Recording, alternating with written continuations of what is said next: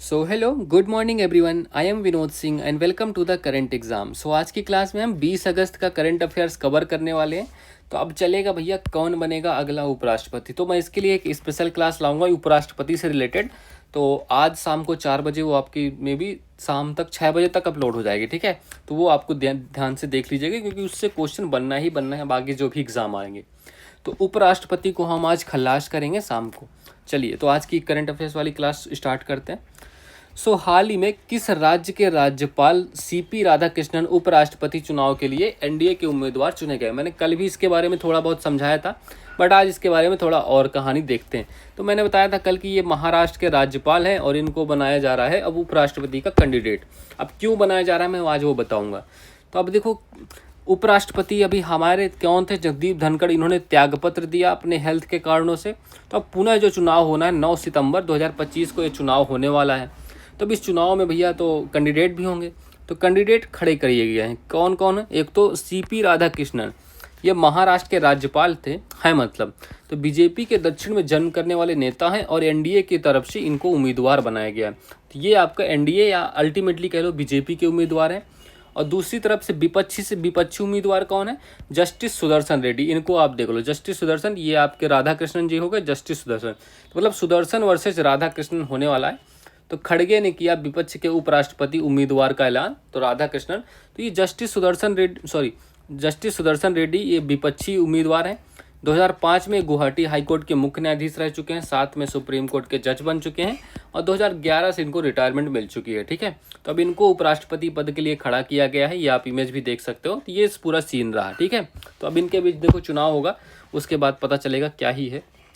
अब राष्ट्रपति के बारे में बात हो रही है तो कुछ चीज़ें हमें जानना जरूरी है। तो कुछ आर्टिकल हैं उनके बारे में देख लो। एक तो आर्टिकल 63, कमेंट करके बताओ तुम लोग। 63 बताओ, 64 बताओ, 66 बताओ, ठीक है। 63, 64, 66 और 67 भी बताओ। 67 ए भी बताओ, ठीक है। और क्या 69 बताओ। इतने ही कर लो, ठीक है। आज हम फिर वो जो उपराष्ट्रपति स्पेशल वाली क्लास करेंगे उसमें सब कुछ बता दूंगा, उससे कुछ नहीं बचेगा आपका। चलो तो 63 में क्या है, 63 में बताया गया कि सर भारत का एक वाइस प्रेसिडेंट होगा। तो भारत का एक वाइस प्रेसिडेंट होगा, ठीक है, चलो बढ़िया बात। 64 में क्या बताया गया, 64 में अब जो राष्ट्रपति बनेगा ये राज्यसभा का पदेन सभापति भी बनेगा, ठीक है। तो राज्यसभा का पदेन सभापति बनेगा अगर ये राष्ट्रपति बनेगा, सॉरी उपराष्ट्रपति बनेगा। अब 66 में क्या बताया, 66 में बताया गया चुनाव होगा इसके लिए भैया, ऐसे नहीं बन जाएगा। चुनाव होगा और संसद के सभी जो मेंबर ऑफ पार्लियामेंट है, संसद के सभी सदस्य, सभी एमपी इसमें वोटिंग कर सकते हैं, ठीक है। तो ये ध्यान रखिएगा। 67 में क्या बताया गया, 67 बताया गया सर ये 5 साल के लिए चुने जाएंगे, ठीक है, मतलब ठीक है। तो 67 ए में क्या बताया गया, 67 में ये बताया गया कि ये रिजाइन भी कर सकते हैं। किसको रिजाइन, अपना रिजिग्नेशन देंगे, राष्ट्रपति को, ठीक है। तो राष्ट्रपति को अपना रिजिग्नेशन देंगे।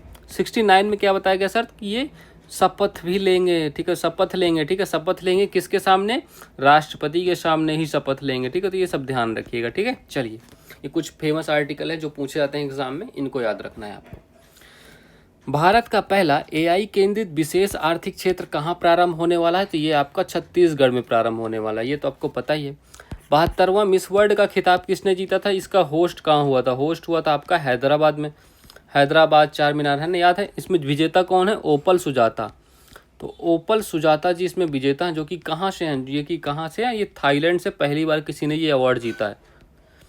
संयुक्त राष्ट्र महासभा के 80वें सत्र का अध्यक्ष किसे नियुक्त किया गया था, तो एनालेना बैरबॉक। अच्छा ये आप बताओ ये किस देश से संबंधित है, खूब बताया मैंने, ठीक है।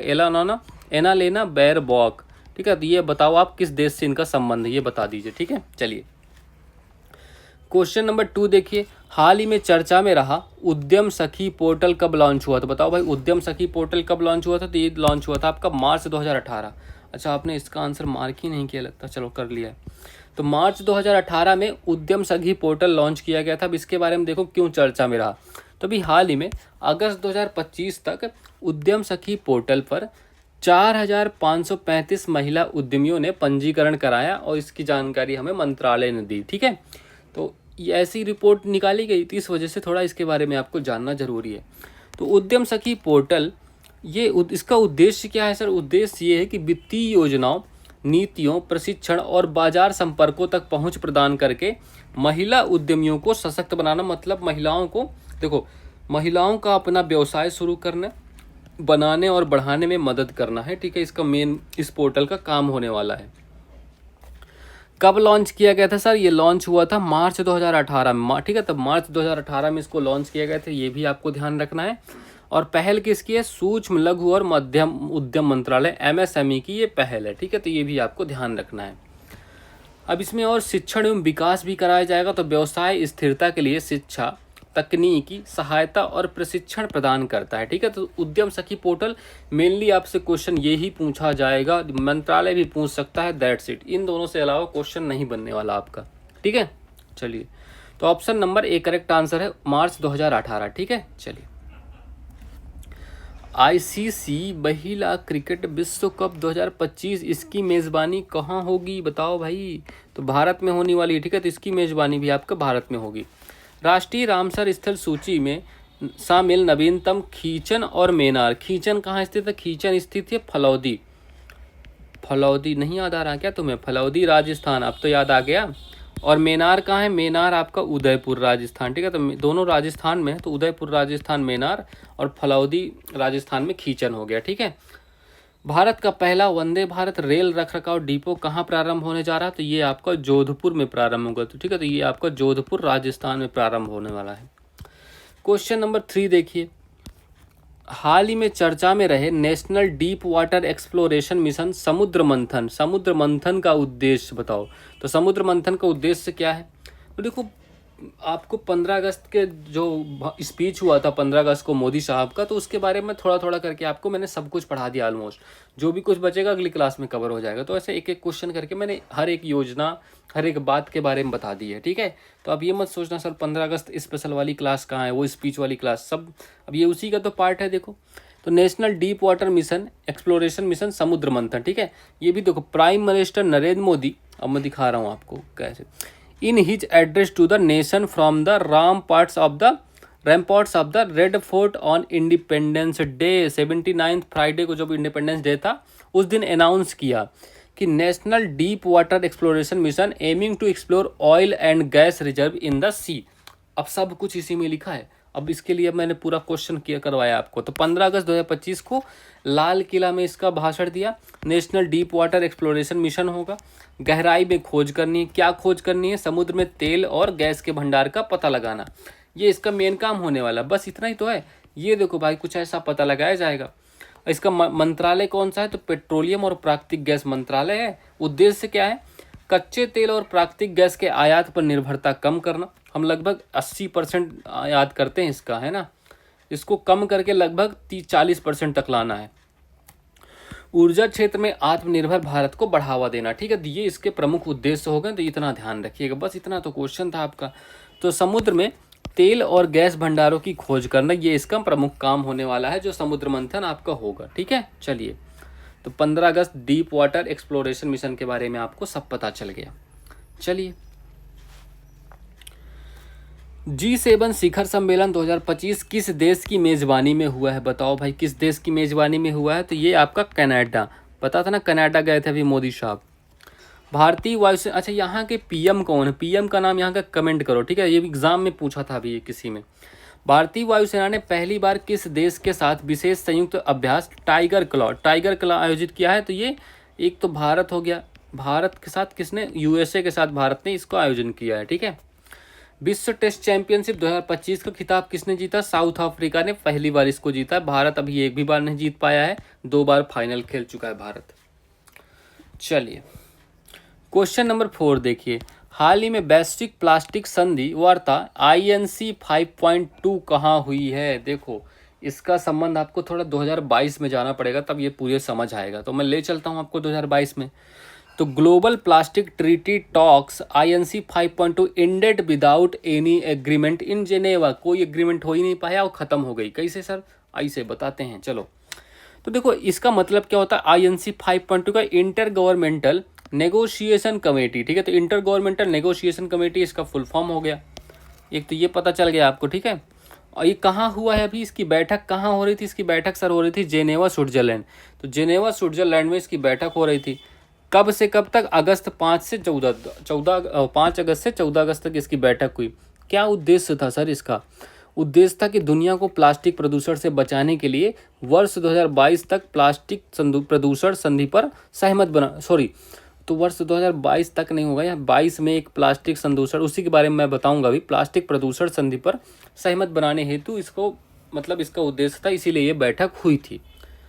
ठीक है, तो मतलब देखो 2022 में क्या हुआ था, यूनप की एक बैठक हुई थी जिसमें क्या उद्देश्य क्या था, प्लास्टिक पॉल्यूशन समाप्त करने के लिए बाध्यकारी संधि थी। तो इसी की अंतिम वार्ता होनी थी जेनेवा में। तो आईएनसी 5.2 के नाम से फेमस है। तो इसी को मतलब बचाने के लिए, सहमति बनाने हेतु इसको लॉन्च किया गया था। ठीक है, जो कि विफल हो गई, कोई निर्णय आया ही नहीं। ठीक है, अच्छा, अभी हाल ही में कब, 5 जून 2025 को एनवायरनमेंट डे बनाया गया था। इसकी थीम क्या थी, बीट द प्लास्टिक पोल्यूशन। तो ये भी आपको बहुत मोस्ट इंपॉर्टेंट है, सीधी थीम भी पूछा जा सकता है इसकी। ठीक है, तो option number C correct answer हो गया, जेनेवा इसका राइट आंसर है। बस दैट्स इट, इतना आपको पता करना था, आराम से आपको सारी चीज़ें पता चल गई है ना। चलिए, वर्ष 2025 का विश्व का सबसे बड़ा पर्यावरण पुरस्कार फूड प्लेनेट किसे मिला है? फूड प्लेनेट किसे मिला है बताओ भाई? तो नाइट्रोकेप्ट नामक एक कंपनी है। तो नाइट्रोकेप्ट, ठीक है, तो नाइट्रोकेप्ट नामक एक कंपनी कहाँ की है? स्वीडन की। इसी को ये अवार्ड मिल गया। इंटरनेशनल बिग कैट अलायंस का पहला अध्यक्ष किसे जो हमारे पर्यावरण मंत्री है ना, भूपेंद्र यादव, उनको नियुक्त किया गया है, भूपेंद्र यादव जी को। अच्छा, ये IBCA जो है ना, ये किसने किसने मिल के इसका निर्माण किया था? बताओ, किसने किसने मिल के इसका निर्माण किया था? शहरी चुनावों के लिए मोबाइल आधारित वोटिंग प्रणाली अपनाने वाला पहला राज्य कौन सा? बिहार। बिहार में तो खेला होगा अभी, देखना तुम, तो राहुल गांधी चला रहे हैं ना मोर्चा यहाँ, तो भी राहुल गांधी, तेजस्वी यादव ने कह दिया है कि राहुल गांधी को हम 2029 में एज अ PM देखते हैं। तो PM के रूप में राहुल गांधी को देखते हैं, बट अभी कांग्रेस ने बिहार का अपना CM मतलब घोषणा नहीं की। देखते हैं क्या चलेगा, सियासी खेल है, मज़ा तो आएगी। क्वेश्चन नंबर 5 देखिए, हाल ही में भारतीय दल ने किस देश के सहयोग से डीप ओशन मिशन के तहत उत्तरी अटलांटिक में रिकॉर्ड 5002 मीटर का मानव गोता लगाया है? मतलब पहली बार कोई मानव 5002 मीटर तक, पहले बार कोई भारतीय, तो ये 5002 मीटर तक नीचे चला गया। आप देखो कैसे, ये आप इमेज देख सकते हो, सारी उसी से रिलेटेड है। मैं भी आपको दिखाता हूँ। देखो, जब ये 4025 मीटर पे थे, तो तब देखो उन्होंने सेल्फी ली थी बढ़िया से, और ये इन्होंने झंडा गाड़ दिया है। देखो, चलो भारत का और फ्रांस का, दोनों का झंडा, फ्रांस की सहायता ली गई थी क्योंकि इसमें। तो डीप ओशन मिशन, भारतीय दल ने डीप ओशन मिशन के तहत 5002 मीटर की गहराई तक अब तक का सबसे गहरा मानव युक्त गोता लगाया है। यह उपलब्धि फ्रांस के सहयोग से हासिल की। अब इसमें देखो, ये भाई साहब हैं, इनका क्या नाम है? इनका नाम है जतिंदर पाल। इन्होंने ही मतलब ये काम किया। तो उत्तरी अटलांटिक महासागर में, समुद्र के नीचे गए थे। आपकी इमेज, आपको मैंने इमेज दिखाई थी, ये देखो। तो ये कौन सी पनडुब्बी है? देखो, नौटाइल। तो और ये पनडुब्बी कौन सी है? तो IFREMER के पनडुब्बी नौटाइल। ठीक है, तो नौटाइल पर ये फ्रांस की पनडुब्बी, फ्रांस की तरफ से ये पनडुब्बी मिली थी, इसी में बैठकर ये गए थे नीचे। तो भारत का नया रिकॉर्ड है 5002 मीटर गहराई में गोता लगाना। ठीक है, तो ये ध्यान रखना है। अभी भारत का एक समुद्रयान मिशन भी है, 2027 में लॉन्च होगा। 6000 मीटर गहराई तक जाना है मत्स्य 6000 के द्वारा। तो व्हीकल का नाम ये है मत्स्य 6000। तो इसके लिए एक पूर्व प्रयास भी समझ सकते हो आप लोग, बस हो गया। ठीक है, इतना ही है। तो option number A correct answer है, फ्रांस इसका राइट आंसर हो गया। फ्रांस की जो पनडुब्बी थी नौटाइल, इसकी सहायता से हम लोग 5002 मीटर तक चले गए। ठीक है, चलिए, हाल ही में किस अंतर्राष्ट्रीय हवाई अड्डे ने दुनिया का पहला AI संचालित इमिग्रेशन कॉरिडोर लॉन्च किया है? बताओ भाई, तो ये कौन सा? वर्ल्ड का पहला है दुबई इंटरनेशनल एयरपोर्ट। तो दुबई इंटरनेशनल एयरपोर्ट ये हो गया वर्ल्ड का पहला, जहां AI आधारित संचालित इमिग्रेशन कॉरिडोर लॉन्च किया गया है। ठीक है, तो यहाँ मात्र 14 सेकंड में आपकी बायोमेट्रिक प्रक्रिया पूरी हो जाएगी। 14 सेकंड में फिंगरप्रिंट स्कैनर वगैरह सब आपका काम हो जाएगा बिल्कुल तुरंत। हाल ही में IBM ने अपना क्वांटम कंप्यूटिंग को समर्पित IBM India client experience centre कहाँ प्रारंभ किया है? तो ये कहाँ? मुंबई में स्टार्ट होने वाला है। ठीक है, तो मुंबई में इसका प्रारंभ किया जाएगा। IBM, अच्छा, इसका फुल फॉर्म क्या होता है? तो IBM का फुल फॉर्म होता है इंटरनेशनल बिजनेस मशीन, और ये USA बेस्ड कंपनी है। ठीक है, USA बेस्ड कंपनी, ये भी आपको ध्यान रखना है। चलिए, तो क्वेश्चन नंबर 6 देखिए, हाल ही में वर्ष 2036 तक वेनेरा डी शुक्र मिशन लॉन्च करने की घोषणा किसने की है? तो वेनेरा डी शुक्र मिशन ये कौन लॉन्च करने वाला भैया? तो रूस 2036 तक लैंडर, ऑर्बिटर और बैलून प्रोब के साथ शुक्र ग्रह के लिए वेनेरा डी मिशन लॉन्च करेगा। तो वेनेरा डी है क्या? डी का मतलब है डोलगोजिवोआशा, ठीक है, जिसका अर्थ है दीर्घजीवी मिशन होने वाला है। तो ये क्या होगा? रूस शुक्र पर पुनः पहुंचने के लिए, यह रूस जो है, रूस देश शुक्र पर पुनः पहुंचने के लिए यह मिशन लॉन्च करने वाला है। ठीक है, पहले भी कर चुका है क्या सर? बिल्कुल पहले कर चुका है। देखो 1961 और 1983 में वेनेरा प्रोब से सोवियत संघ ने शुक्र ग्रह की तस्वीर भेजी थी। ठीक है, तो ये 2 बार पहले भी कर चुका है, अब फिर से करने जा रहा है। तो उद्देश्य क्या है मिशन का सर? मिशन शुक्र के वायुमंडल, सतह और जलवायु प्रणालियों पर व्यापक वैज्ञानिक डेटा प्रदान करने के लिए डिजाइन किया गया है। ठीक है, तो शुक्र के बारे में हम अध्ययन करने वाले हैं। प्रारंभिक डिजाइन चरण जनवरी 2026 में शुरू होगा। ठीक है, 2 वर्ष की अवधि के लिए 2034 से 36 के बीच इसको लॉन्च किया जाएगा। तो मतलब वही 36 तक हमने किया है ना। तो option number B correct answer है, रूस। ठीक है इसका। अब देखो नासा के भी कौन कौन से शुक्र ग्रह के मिशन है। वेरिटास हो गया, डेविंसी प्लस हो गया, तो ये मिशन आपके नासा के हो गए। ईएसए यूरोपियन स्पेस एजेंसी का एनविजन मिशन भी आपको शुक्र के लिए है, 2030 में लॉन्च होगा। इसरो का शुक्रयान भी शुक्र के लिए था। अच्छा, शुक्र ग्रह जो होता है इसको हम इवनिंग या मॉर्निंग स्टार भी कहते हैं। ठीक है, तो इवनिंग या मॉर्निंग स्टार मतलब सांझ का तारा, भोर का तारा भी कहते हैं। और क्या किस नाम से? ये पृथ्वी की जुड़वा बहन है, ट्विन सिस्टर कहते हैं पृथ्वी और शुक्र को। ठीक है, तो ये भी आपको पता होगा। तो ये सब बातें आपको ध्यान रखनी है। ठीक है, चलिए इसका आंसर मार्क कर लिया आपने। ठीक है, चलो। हाल ही में दुनिया के पहले विश्व ह्यूमनॉइड रोबोट गेम्स का आयोजन कहाँ हो? ये मैंने बताया था चीन में होने वाला था। ये बहुत पहले कराया था बट अभी हो चुका है, मतलब हो रहा है, स्टार्ट हो गया है।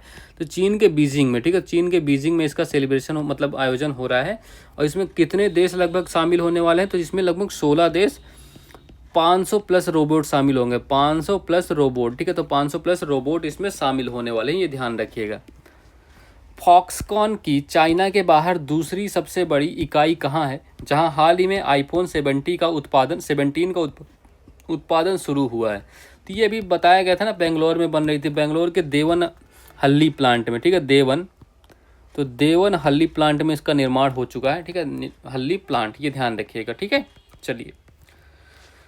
So that's all for this class. Please like कर दीजिएगा, शेयर कर दीजिएगा और सब्सक्राइब करना मत भूलिएगा। ठीक है, so all the best, have a good day and thank you everyone.